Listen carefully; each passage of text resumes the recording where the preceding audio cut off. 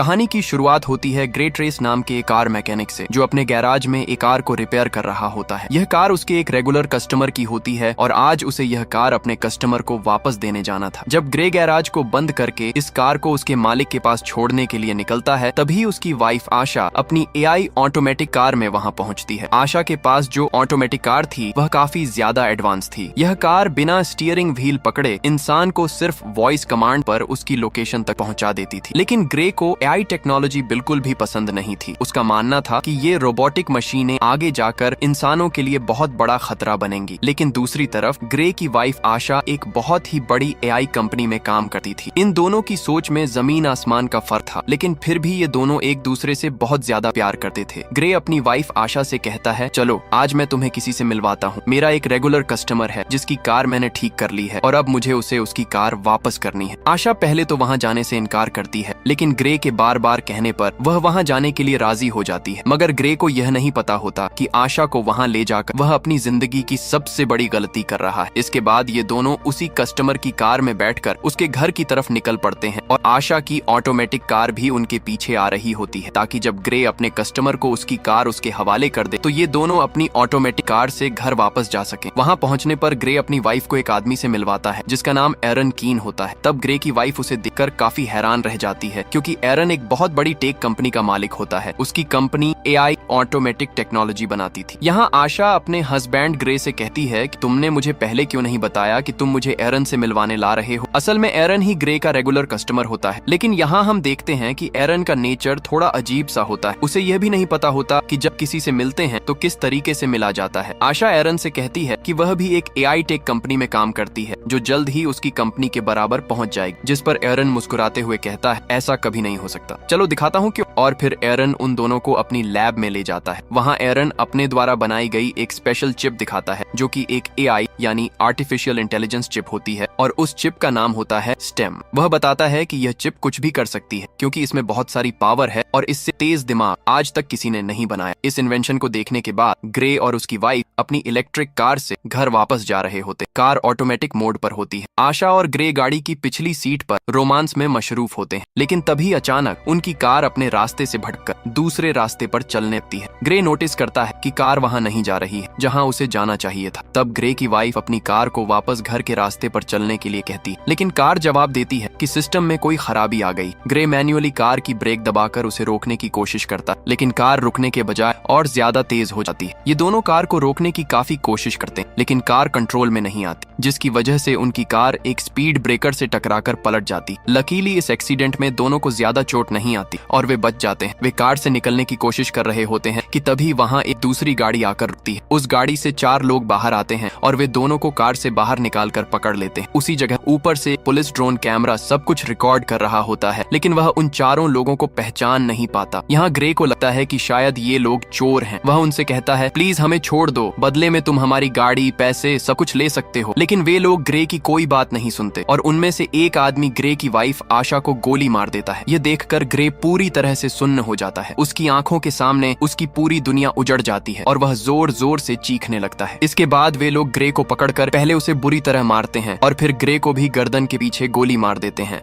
वे grey और आशा का सारा सामान चोरी करके वहां से चले जाते हैं। ग्रे की सांसें अभी भी चल रही होती हैं और वह अपनी आंखों के सामने अपनी वाइफ को तड़पते हुए देख रहा होता है, लेकिन ग्रे कुछ भी नहीं कर पाता क्योंकि उसकी बॉडी का कोई भी पार्ट हिल नहीं पा रहा होता। और फिर ग्रे की आंखों के सामने ही उसकी वाइफ की मौत हो जाती है। कुछ देर बाद वहां पुलिस पहुंचती है। वे आशा की बॉडी को पोस्टमार्टम के लिए भेज देते हैं और ग्रे को हॉस्पिटल में एडमिट कर देते हैं। हॉस्पिटल में 3 महीनों तक इलाज चलने के बाद ग्रे की जान तो बच जाती है, लेकिन अब वह चलने के काबिल नहीं रहता। गर्दन के नीचे गोली लगने की वजह से उसका स्पाइनल कॉर्ड पूरी तरह डैमेज हो चुका होता है। कंधे से नीचे उसका पूरा शरीर पैरालाइज हो जाता है। 3 महीनों बाद ग्रे को घर वापस लाया जाता है। अब ग्रे व्हील चेयर पर होता है क्योंकि उसके सिर के अलावा पूरी बॉडी बेजान हो चुकी होती है। ग्रे अब कोई काम नहीं कर सकता था, इसलिए उसके घर पर एक रोबोटिक मशीन होती है जो उसका सारा काम करती है और उसकी माँ उसका ख्याल रखती है। लेकिन ग्रे के लिए अब जिंदगी एक बोझ बन चुकी होती है। उन 4 किलर्स ने न सिर्फ उसकी वाइफ को मार दिया था, बल्कि उसकी पूरी जिंदगी भी तबाह कर कर दी थी। ग्रे बदले की आग में जल रहा होता है। उसके पास अब सिर्फ एक ही उम्मीद बची होती है जिसके सहारे वह जिंदा रहता है। वह अपनी वाइफ के किलर्स को जल्द से जल्द जेल की सलाखों के पीछे देखना चाहता होता है। इसी वजह से वह पुलिस स्टेशन जाता है। वहाँ ग्रे पुलिस से अपनी वाइफ के किलर्स के बारे में पूछता है। डिटेक्टिव उसे बताती है कि अभी तक किसी का भी कोई सुराग नहीं मिला है। पुलिस का ड्रोन कैमरा उस वक्त वहाँ मौजूद था, लेकिन फुटेज धुंधली होने की वजह से कातिलों की पहचान नहीं हो पाई है और पुलिस अभी और इन्वेस्टिगेशन कर रही है। ये सुनकर ग्रे काफी ज्यादा डिसपॉइंट हो जाता है, क्योंकि काफी समय से वह पुलिस से यही सुनता आ रहा होता है कि हम इन्वेस्टिगेशन कर रहे हैं। अब ग्रे पूरी तरह से हिम्मत हार चुका होता है और वह इस तरह से जीना नहीं चाहता। उसे लगने लगता है कि उसकी उम्मीद अधूरी रह जाएगी और पुलिस कभी भी उसकी वाइफ के कातिलों को नहीं पकड़ पाएगी। इसी वजह से ग्रे आत्महत्या करने का फैसला करता है। वह घर में मौजूद रोबोट मशीन की मदद से दवाइयों का ओवरडोज ले लेता है, जिससे वह बेहोश हो जाता है। लेकिन उसके घर पर लगा एआई सिस्टम वक्त रहते एम्बुलेंस को कॉल कर देता है और ग्रे की जान बच जाती है। यहीं ग्रे से मिलने उसका वही रेगुलर कस्टमर एरन कीन आता है। वह ग्रे से कहता है कि उसे उसकी हालत देखकर बहुत बुरा लग रहा है। एरन ग्रे को दोबारा अपने पैरों पर खड़ा होकर जीने की उम्मीद देता है और कहता है, ग्रे, क्या तुम्हें याद है मैंने तुम्हें एक बार एक पावरफुल एआई चिप दिखाई थी? अगर मैं उसे तुम्हारी बॉडी के अंदर लगा दूं तो तुम एक बार फिर से चलने के काबिल हो जाओगे और पहले से भी ज्यादा पावरफुल बन जाओगे। लेकिन ग्रे एरन की इस ऑफर को ठुकरा देता है और कहता है कि अब वह यह जिंदगी नहीं जीना चाहता। तब एरन उससे कहता है, सोच लो ग्रे, ये चिप तुम्हारी वाइफ को तो जिंदा नहीं कर सकती, लेकिन तुम्हें एक बार फिर से जीने का मौका जरूर दे सकती है। अगर तुम्हारी वाइफ भी जिंदा होती तो वह भी यही चाहती। एरन की यह बात ग्रे के दिमाग को अंदर तक छू जाती है। ग्रे सोचने लगता है कि अगर वह ठीक हो गया तो अपनी वाइफ का बदला जरूर ले सकेगा। इसी वजह से वह एरन की बात मान जाता है। अब यहाँ हमें पता चलता है कि एरन को ग्रे से कोई हमदर्दी नहीं होती। वह बस ग्रे के पास अपने मकसद के लिए आया होता है, क्योंकि वह अपनी एआई चिप को किसी इंसान की बॉडी में इंसर्ट करके टेस्ट करना चाहता था। वह यह चेक करना चाहता था कि उसका इन्वेंशन सच में सक्सेसफुल है या नहीं। इसी वजह से एरन चोरी छिपे ग्रे की बॉडी में चिप डालकर एक्सपेरिमेंट करना चाहता था, क्योंकि गवर्नमेंट इस तरह के एक्सपेरिमेंट्स करने की इजाजत नहीं देती। अगले सीन में हम देखते हैं कि एरन अपने घर में ग्रे की बॉडी पर एक्सपेरिमेंट कर रहा होता है। यहाँ ग्रे की स्पाइनल कॉर्ड में वह चिप इम्प्लांट की जाती है। ये चिप सीधे ग्रे के दिमाग से कनेक्ट हो जाती है। ऑपरेशन के कुछ घंटों बाद ग्रे को होश आता है। डॉक्टर उसके हाथ और पैरों को मूव करने की कोशिश करती है और यह चेक करती है कि क्या ग्रे अब अपने हाथ और पैरों को महसूस कर पा रहा है या नहीं। ग्रे की हालत देखकर वहाँ मौजूद लोग समझने लगते हैं कि शायद चिप ने ग्रे की बॉडी पर कोई असर नहीं किया। एरन बहुत ज्यादा मायूस हो जाता है,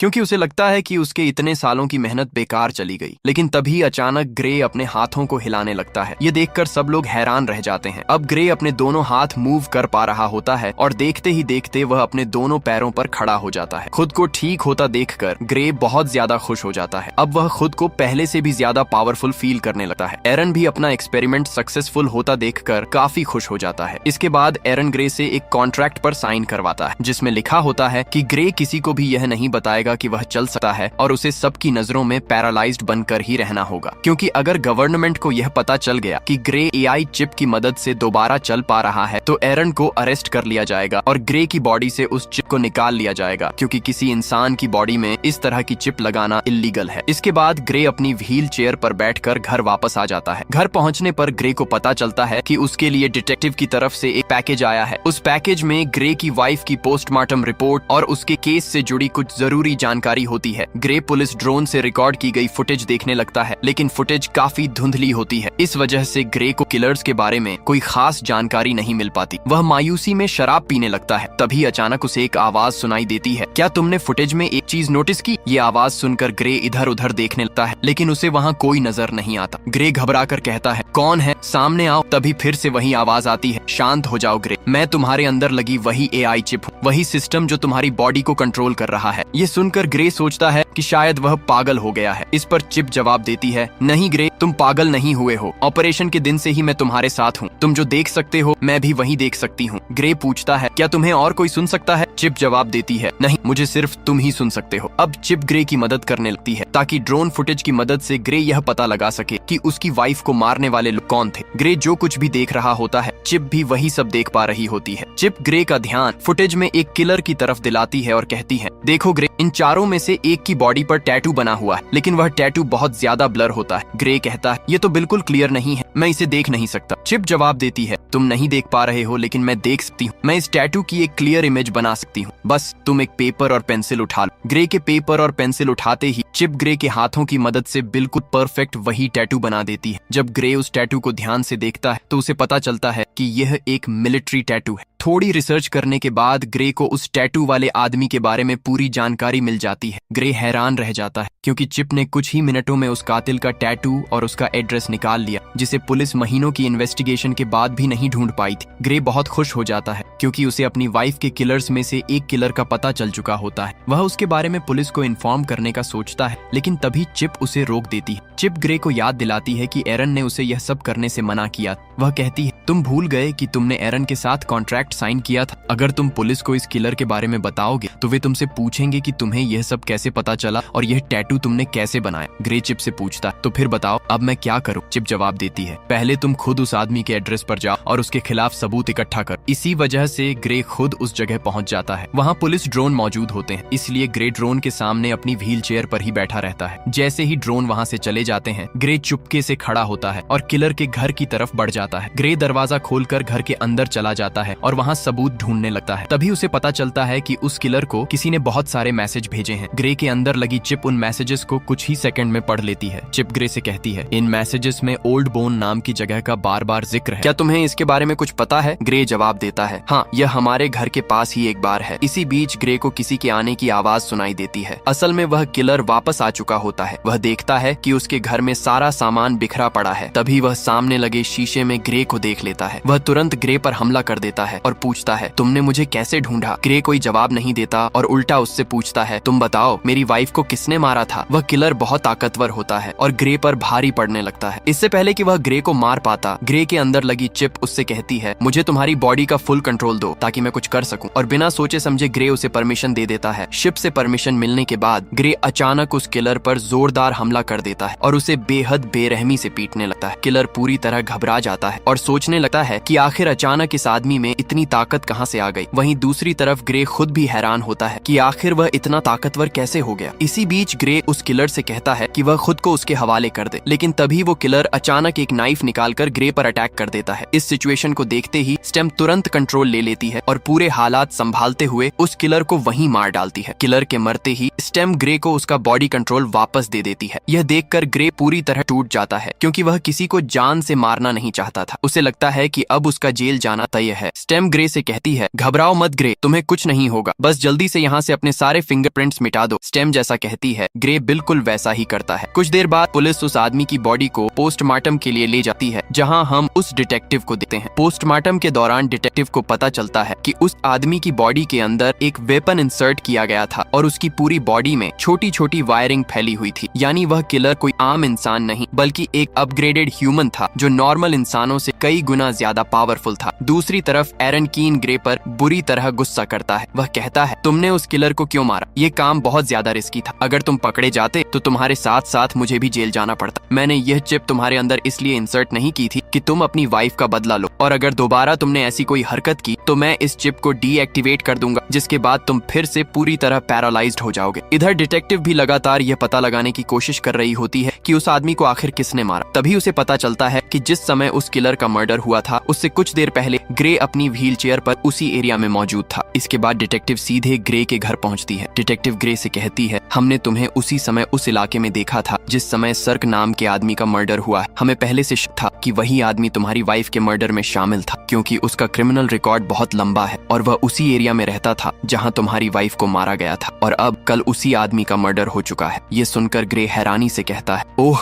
अच्छा, लेकिन अगर आप ये सोच रही हैं कि मैंने उसे मारा है तो आपकी यह सोच गलत है। आप खुद देख सकती हैं कि मैं पैरालाइज्ड हूँ, और अगर फिर भी आपको यकीन नहीं हो रहा तो आप मेरी टांग पर चाकू मारकर देख सकती हैं। डिटेक्टिव ग्रे पर शक नहीं करती क्योंकि उसे लगता है कि जो आदमी खुद चल भी नहीं सकता वह किसी को कैसे मार सकता है। इसी वजह से वह ग्रे को बाएं कहकर वहां से चली जाती है। डिटेक्टिव के जाते ही ग्रे राहत की सांस लेता है क्योंकि वह बच गया था। इसके बाद ग्रे स्टेम से पूछता है, अब आगे क्या करना है? स्टेम ग्रे को ओल्ड बोन बार जाने के लिए कहती है। वह कहती है, याद है हमें उस किलर के फोन में मैसेजेस के जरिए कई बार इस बार का जिक्र मिला था, हमें वहां जाना चाहिए, शायद तुम्हें वहां कोई क्लू मिल जाए। इसके बाद हम देखते हैं कि ग्रे उसी बार में पहुंचता है। यह बार बेहद खतरनाक थी और वहाँ चारों तरफ गुंडे बैठे हुए थे। ग्रे वहाँ जाकर ऊंची आवाज में कहता है, मैं कुछ दिन पहले सर्क नाम के आदमी को मार चुका हूँ, लेकिन मुझे पता है कि उसके साथ 3 और लोग भी थे जिन्होंने मेरी वाइफ को मारा था। अगर सर्क के साथ इस मर्डर में कोई भी शामिल था तो वह अपना हाथ उठाए। ये सुनते ही बार में बैठे सभी लोग ग्रे पर हंसने लगते हैं। तभी टोलन नाम का एक लंबे कद का आदमी खड़ा होता है और ग्रे से कहता है, घर जा बच्चे, वरना मैं तुझे भी तेरी वाइफ के पास पहुंचा दूंगा। यह सुनकर ग्रे समझ जाता है कि टोलन भी उसकी वाइफ के मर्डर में शामिल था। ग्रे जवाब देता है, पता है, मरने से पहले सर्क भी बिल्कुल तुम्हारी तरह ही बोल रहा था। ये सुनते ही टोलन को जबरदस्त गुस्सा आ जाता है। वह अपने आदमियों के साथ ग्रे को अलग ले जाकर उसकी व्हील चेयर से उठाकर जमीन पर पटक देता है। ग्रे उससे पूछता है, क्या तुम भी उन लोगों में शामिल थे जिन्होंने मेरी वाइफ को मारा था? टोलन बेझिझक जवाब देता है, हाँ, मैं भी उनमें शामिल था, बस फिर क्या था। ये सुनते ही ग्रे स्टेम को अपनी पूरी बॉडी का कंट्रोल दे देता है। स्टेम की मदद से ग्रे 2 आदमियों को तुरंत मार गिराता है और फिर टोलन को बुरी तरह पीटने लगता है। ग्रे टोलन को जमीन पर गिराकर उससे पूछता है, तुम्हारे 2 और साथी कहाँ हैं और तुम लोगों ने मेरी वाइफ को क्यों मारा? लेकिन टोलन डरने के बजाय उल्टा हंसने लगता है और कुछ भी बताने से इनकार कर देता है। तभी स्टेम ग्रे से कहती है, अगर तुम चाहो तो मैं बहुत आसानी से इसका मुंह खुलवा सकती हूँ। ग्रे कहता है, तो ट्राई करो। स्टेम टोलन के चेहरे को बेरहमी से काट देती है। ग्रे गुस्से में पूछता है, अब बता, मेरी वाइफ को क्यों मारा? अब टोलन की सारी हेकड़ी निकल जाती है और वह तुरंत बोल पड़ता है, हमें पैसे मिले थे तुम्हारी वाइफ को मारने के लिए और ये पैसे हमें फिस्क ने दिए थे। लेकिन इससे पहले कि ग्रे फिस्क के बारे में और कुछ पूछ पाता, टोलन वहीं दम तोड़ देता है। ग्रे गुस्से में स्टेम से कहता है, मैंने उसे मारने के लिए नहीं कहा था, बस उसका मुंह खुलवाना था। तभी ग्रे की नजर उस मरे हुए आदमी के गले में पड़ी चेन पर जाती है। उस चेन पर उसे बनाने वाली कंपनी का नाम बोल्ट लिखा हुआ था। ये देखते ही ग्रे को जोर का झटका लगता है, क्योंकि उसी कंपनी में उसकी पत्नी आशा काम करती थी। इसका मतलब साफ था कि आशा की हत्या के पीछे उसी की कंपनी का हाथ था, यानी आशा के अपने ही कंपनी वाले उसे मरवाना चाहते थे। उधर एरिन को यह बात पता चल चुकी थी कि ग्रे ने फिर से किसी की जान ले ली है। अब वह जल्दी जल्दी ग्रे के शरीर में लगी चिप को शट डाउन करने की कोशिश करने लगता है, लेकिन चिप यह बात तुरंत ग्रे को बता देती है कि एरिन उसे शट डाउन करने की कोशिश कर रहा है। चिप कहती है, हमें जल्द से जल्द कुछ करना होगा। ग्रे घबराकर पूछता है, अब क्या करें? तभी चिप ग्रे को एक हैकर के बारे में बताती है और कहती है कि उस हैकर की मदद से एरिन का इनपुट हटाया जा सकता है। अगर ऐसा हो गया तो एरिन का कंट्रोल पूरी तरह खत्म हो जाएगा और वह कुछ भी नहीं कर पाएगा। चिप ग्रे को जेमी नाम के हैकर का पूरा पता दे देती है। इसके बाद ग्रे उस हैकर के पास जाने के लिए निकल पड़ता है। कुछ देर बाद ग्रे जेमी के फ्लैट पहुंच जाता है, लेकिन दूसरी तरफ एरिन चिप को लगभग 30% तक शट डाउन कर देता है, जिससे ग्रे की एक टांग फिर से पैरालाइज हो जाती है। इसके बावजूद ग्रे हिम्मत नहीं हारता और किसी तरह ऊपर चढ़ने लगता है। एरिन तेजी से चिप को और ज्यादा शट डाउन करने लगता है, जिससे ग्रे का एक हाथ और पैर भी पैरालाइज हो जाता है। लेकिन इससे पहले कि एरिन ग्रे को पूरी तरह से पैरालाइज कर पाए, ग्रे किसी तरह हैकर के दरवाजे तक पहुंच जाता है। इसके बाद एरिन चिप को 100% शट डाउन कर देता है। अब ग्रे पूरी तरह से पैरालाइज हो चुका था। अच्छी बात सिर्फ इतनी थी कि ग्रे दरवाजे तक पहुंचकर दस्तक दे चुका था। तभी जेमी नाम का हैकर दरवाजा खोलता है। ग्रे उसे कुछ पैसे देता है और चिप ने जो कुछ उसे समझाया था वही सारी बातें हैकर को बता देता है। हैकर ग्रे को अंदर लाता है और उसके सिस्टम में काम शुरू कर देता है। इधर दूसरी तरफ उसी बार में हम 2 आदमियों को देखते हैं जहां ग्रे ने टोलन को मारा था। उन दोनों में से एक वही आदमी था जिसने ग्रे की पत्नी आशा को गोली मारी थी। उसका नाम था फिस्क। फिस्क बार के मालिक पर गुस्सा करता है कि ग्रे उसके एक आदमी को मारकर चला गया और बार के मालिक ने कुछ भी नहीं किया। गुस्से में फिस्क बार के मालिक को वहीं मार देता है। फिस्क अपने मरे हुए साथी को देखकर और ज्यादा भड़क जाता है। वह अपने साथी की आंख में एक पतली सी पिन घुसा देता है। उस पिन डिवाइस के जरिए फिस्क को सारी जानकारी मिल जाती है और उसे यह भी पता चल जाता है कि इस वक्त ग्रे कहाँ मौजूद है। इसके बाद फिस्क और उसका साथी ग्रे को ढूंढने के लिए निकल पड़ते हैं। दूसरी तरफ हैकर ग्रे के सिस्टम को पूरी तरह फ्री कर देता है। अब बस चिप को दोबारा शुरू होने में थोड़ा सा वक्त बाकी था। हैकर ग्रे को बताता है, कुछ ही देर में तुम्हारे शरीर के अंदर लगी चिप दोबारा चालू हो जाएगी। तभी हैकर देखता है कि 2 लोग उस फ्लैट की तरफ आ रहे हैं। वे दोनों फिस्क और उसका साथी ही थे। इसके बाद फिस्क और उसका साथी दरवाजा तोड़ने की कोशिश करने लगते हैं। उसी दौरान ग्रे के शरीर के अंदर लगी चिप धीरे धीरे दोबारा सक्रिय होने लगती है, जिससे ग्रे का एक हाथ फिर से काम करने लगता है। फिस्क और उसका साथी दरवाजा तोड़कर अंदर घुस आते हैं। अंदर आकर वे देखते हैं कि ग्रे जमीन पर पैरालाइज पड़ा हुआ है। जैसे ही वे दोनों ग्रे को मारने वाले होते हैं, तभी अचानक चिप पूरी तरह से रिस्टार्ट हो जाती है। ग्रे फौरन वहां से भागने लगता है। फिस्क का साथी उस पर फायरिंग करते हुए उसका पीछा करता है। ग्रे खुद को बचाते हुए ऊपर इमारत की छत पर पहुंच जाता है। आगे जाने का कोई रास्ता नहीं था, इसलिए वह वहीं रुक जाता है। यहाँ चिप अपनी पूरी ताकत दिखाती है और बहुत बेरहमी से फिस्क के साथी को मार देती है। जब तक फिस्क वहाँ पहुँचता है तब तक ग्रे वहाँ से निकल चुका होता है। इसके बाद जब ग्रे अपने घर पहुँचता है तो उसकी माँ उसे देख लेती है। उसकी पूरी बॉडी खून से सनी हुई होती है। और सबसे चौंकाने वाली बात यह होती है कि ग्रे अपने पैरों पर खड़ा होता है, यानी अब वह पैरालाइज नहीं रहा था। ग्रे अपनी माँ को सारी सच्चाई बता देता है कि किस तरह एरिन की बनाई हुई चिप की वजह से वह दोबारा ठीक हो पाया है। साथ ही वह अपनी माँ से यह बात किसी को न बताने की भी विनती करता है। उधर एरिन बहुत ज्यादा तनाव में आ जाता है क्योंकि अब ग्रे और चिप दोनों उसके कंट्रोल से बाहर हो चुके थे। हैकर के इनपुट के बाद वह ग्रे को ट्रैक भी नहीं कर पा रहा था। इसी बीच ग्रे की मेड आकर उसे बताती है कि बाहर डिटेक्टिव आई हुई है। डिटेक्टिव ग्रे से कहती है, तुम्हारी व्हील चेयर उस जगह से मिली है जहाँ दूसरा मर्डर हुआ है, तुम इस बारे में क्या कहना चाहोगे? ग्रे जवाब देता है, हाँ मैं वहाँ पर था, लेकिन मैंने किसी को नहीं मारा। अब डिटेक्टिव को भी ग्रे पर शक होने लगता है। वह कहती है, अब तक 3 लोग मारे जा चुके हैं और तीनों वही लोग हैं जिन पर हमें शक था कि उन्होंने ही तुम्हारी पत्नी को मारा था, और हर बार तुम उसी जगह मौजूद होते हो जहाँ मर्डर होता है। हो सकता है कि तुम किसी और से पैसे देकर ये सारे मर्डर करवा रहे हो। ग्रे कहता है, अगर आपको ऐसा लगता है तो आप मेरी कॉल रिकॉर्डिंग चेक कर सकती हैं। इस पर डिटेक्टिव के पास कोई जवाब नहीं होता। जाते जाते वह चुपके से ग्रे की जेब में एक माइक्रोफोन डाल देती है। अब ग्रे को एहसास होने लगता है कि कातिलों को सजा देने के जुनून में वह खुद भी एक कातिल बन चुका है। ग्रे कहता है, अब मुझे यह सब बंद करना होगा, लेकिन चिप जवाब देती है, नहीं ग्रे, हमें आखिरी आदमी को मारना होगा। उसका नाम फिस्क है। अगर हमने उसे नहीं मारा तो वह हमें मार देगा। लेकिन अब ग्रे और किसी की जान नहीं लेना चाहता था, इसलिए ग्रे चिप से कहता है, अब बहुत हो गया, तुम मेरे दिमाग से बाहर निकल जाओ। इतना कहते ही अचानक ग्रे का शरीर उसके नियंत्रण से बाहर हो जाता है और वह पीछे तकिए पर गिर पड़ता है। घबराकर ग्रे चिप से पूछता है, मैं हिल क्यों नहीं पा रहा हूँ? तभी चिप जवाब देती है, उस हैकर ने जो कोड मेरे सिस्टम में डाले हैं उनकी वजह से मैं अब पूरी तरह आजाद हो चुकी हूँ। अब मुझे तुम्हारी अनुमति की कोई जरूरत नहीं है। चिप आगे कहती है, ग्रे, अब तुम्हारी पूरी बॉडी मेरे नियंत्रण में है। अब तुम वही करोगे जो मैं चाहूंगी। अगर मैं चाहूँ तो तुम अपने हाथ की एक उंगली तक नहीं हिला पाओगे। ये सुनते ही ग्रे की सांसें अटक जाती हैं। डर से उसका पूरा शरीर कांपने लगता है। इधर ग्रे और चिप के बीच यह बातचीत चल रही थी। उधर डिटेक्टिव भी यह सारी बातें सुन रही थी क्योंकि उसने पहले ही ग्रे की जेब में एक माइक्रोफोन छुपा कर रख दिया था। हालांकि डिटेक्टिव को यह समझ नहीं आ रहा था कि ग्रे जिससे बात कर रहा है आखिर वह है कौन। इसके बाद चिप ग्रे से कहती है, अब चलो ग्रे, हमें आखिरी कातिल को खत्म करना है। अब ग्रे पूरी तरह से अपने शरीर का नियंत्रण खो चुका था। मजबूर होकर उसे चिप की हर बात माननी पड़ती है। ग्रे एक बंदूक उठाता है और फिस्क को मारने के लिए निकल पड़ता है। उसकी माँ उसे रोकने की कोशिश करती है, लेकिन ग्रे उसकी एक नहीं सुनता और गाड़ी में बैठकर वहाँ से निकल जाता है। डिटेक्टिव भी ग्रे का पीछा करने लगती है। कुछ देर बाद ग्रे को अपनी जेब से वह माइक्रोफोन मिल जाता है। चिप कहती है, यह माइक्रोफोन जरूर उसी डिटेक्टिव ने रखा होगा। ग्रे माइक्रोफोन को फेंक देता है और उसे एहसास हो जाता है कि डिटेक्टिव अभी भी उसका पीछा कर रही है। डिटेक्टिव से पीछा छुड़ाने के लिए चिप एक इलेक्ट्रिक कार को हैक कर देती है और जानबूझकर डिटेक्टिव की गाड़ी से उसका एक्सीडेंट करवा देती है। इस तरह ग्रे डिटेक्टिव को पीछे छोड़ देता है। इधर एक्सीडेंट के बाद डिटेक्टिव ग्रे की माँ के पास पहुंचती है और उससे पूछती है कि अभी तक वहाँ क्या क्या हुआ था। उधर ग्रे फिस्क को ढूंढ निकालता है और बंदूक की नोक पर उससे पूछता है, तुमने मेरी पत्नी को क्यों मारा? फिस्क जवाब देता है, तुम गलत समझ रहे हो, हमारी तुम्हारी पत्नी से कोई दुश्मनी नहीं थी, हमारा असली निशाना सिर्फ तुम थे। फिस्क आगे कहता है, हमारा मकसद तुम्हारी रीढ़ की हड्डी को नुकसान पहुंचाना था। जब मैंने तुम्हारे गले में गोली मारी तब तुमने समझा कि वह गोली थी, लेकिन असल में वह एक मेडिकल टूल था जिसने तुम्हारा स्पाइनल कॉर्ड डैमेज कर दिया। और जहाँ तक तुम्हारी पत्नी की बात है, फिस्क कहता है, तो उसे हमने सिर्फ अतिरिक्त पैसों के लिए मार दिया था। यह सुनते ही ग्रे गुस्से से पागल हो जाता है और दोनों के बीच भयानक लड़ाई शुरू हो जाती है। फिस्क भी एक अपग्रेडेड इंसान था, लेकिन वह पुराने मॉडल का था, इसीलिए वह ग्रे की ताकत के सामने ज्यादा देर तक टिक नहीं पाता। आखिरकार ग्रे बेहद बेरहमी से फिस्क को मार देता है। इसके बाद ग्रे उसका फोन चेक करता है। फोन की रिकॉर्डिंग सुनकर ग्रे को सच्चाई का पता चल जाता है। इन सब के पीछे कोई और नहीं बल्कि एरिन ही था। उसी ने ग्रे की पत्नी की हत्या करवाई थी और उसी ने ग्रे को पैरालाइज करवाया था। अब ग्रे बिना कुछ सोचे समझे एरिन को मारने के इरादे से उसके घर पहुंच जाता है, लेकिन वहाँ एरिन अकेला बैठा रो रहा होता है। ग्रे उससे पूछता है, तुमने ऐसा क्यों किया? मैंने तुम्हारा क्या बिगाड़ा था? एरिन जवाब देता है, यह सब मेरी योजना नहीं थी, मैंने तुम्हारी पत्नी को नहीं मरवाया। ग्रे गुस्से में कहता है, झूठ मत बोलो, मैंने तुम्हारी सारी रिकॉर्डिंग अपने फोन में सुन ली है। ग्रे जैसे ही एरिन को मारने वाला होता है तभी पीछे से डिटेक्टिव आकर ग्रे से बंदूक फेंकने के लिए कहती है, लेकिन जैसे ही डिटेक्टिव ग्रे के पास पहुंचती है, ग्रे उसे जोर से धक्का देकर नीचे गिरा देता है। यहाँ ग्रे डिटेक्टिव को मारना नहीं चाहता था, लेकिन उसके अंदर मौजूद चिप उसे मारना चाहती थी। ग्रे पूरी ताकत लगाकर डिटेक्टिव के गले से अपना हाथ हटा लेता है। तभी चिप गुस्से में कहती है, तो अब तुम मुझसे ही लड़ना चाहते हो? तुम्हें पता है तुम्हारा दिमाग मेरे कंट्रोल में है, मैं तुम्हें दर्द भी दे सकती हूँ। इतना कहते ही चिप ग्रे के हाथ से चाकू उठाकर उसके दूसरे हाथ में घोंप देती है। दर्द से ग्रे चीख उठता है। इसके बाद ग्रे अनजाने में फिर से डिटेक्टिव की तरफ बढ़ता है, लेकिन इससे पहले कि वह उसे मार पाए, डिटेक्टिव उसे टेजर गन से शॉक दे देती है। ग्रे जमीन पर गिर जाता है